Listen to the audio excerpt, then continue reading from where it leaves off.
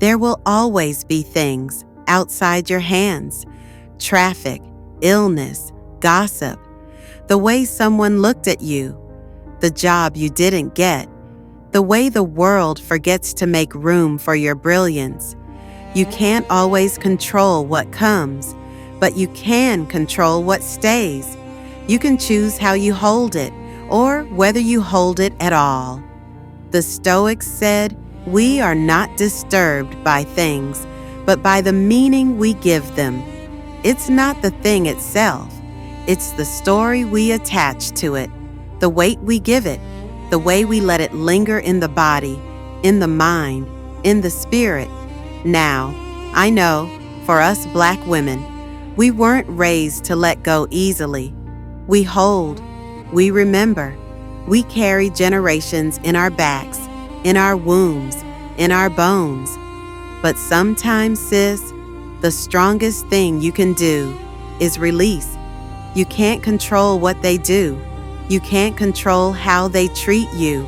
You can't even control the thoughts that rush in at 2 a.m. But you can decide what stays. You can choose your response. And that is where your freedom lives. Let me say that again. You can choose your response, and that changes everything. Take a breath with me. Inhale, hold, exhale. Again. Inhale, hold, exhale. Now call to mind a moment, recent or long ago, when you felt triggered, thrown off center. See it gently, feel it, but don't become it. Now ask yourself, what part of that could you not control? And what part could you? Where was the choice? There was a time, not too long ago, I walked into a space where I could feel the tension before a word was said. You know that feeling? Where your body tightens without permission, where your presence feels like too much and not enough all at once.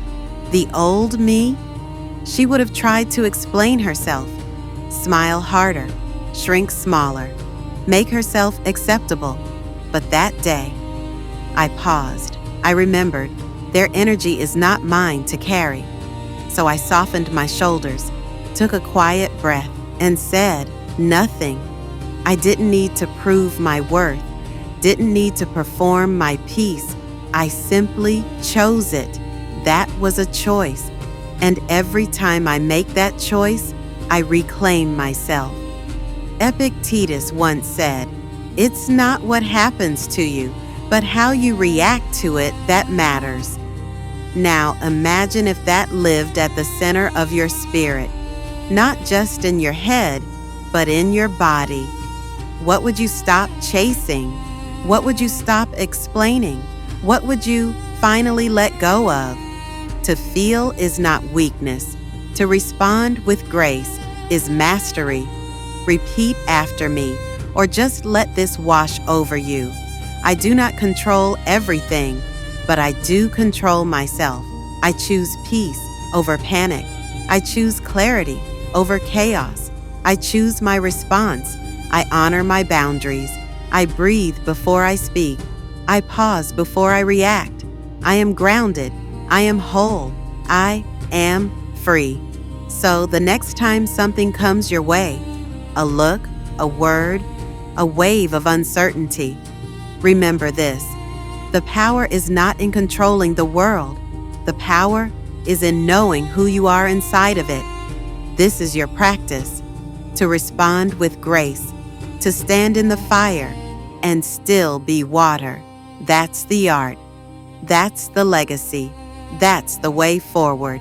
This was Grace Under Fire, a soulful return to your center. Join me next time, where we explore the quiet strength of acceptance and how surrender is not weakness, but wisdom. Until then, stay grounded, stay graceful, and remember, beloved, you are the calm inside the storm.